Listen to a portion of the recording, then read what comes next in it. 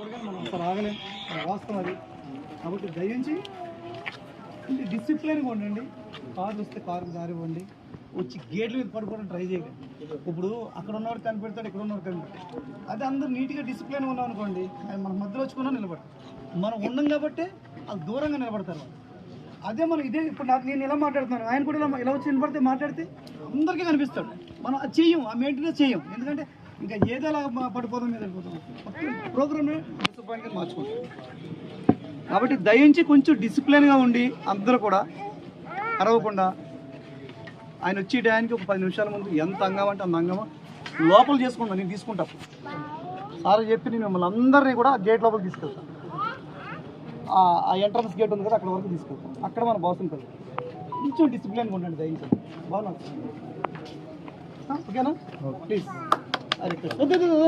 అదే వద్దు, మీలో ఒకటి అంతే.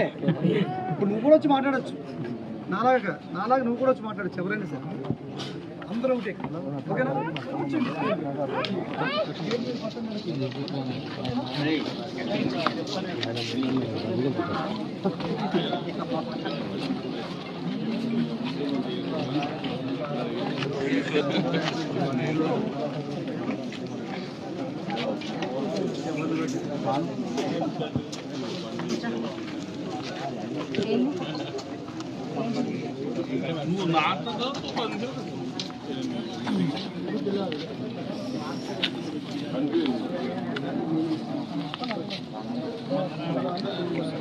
అటు సాయి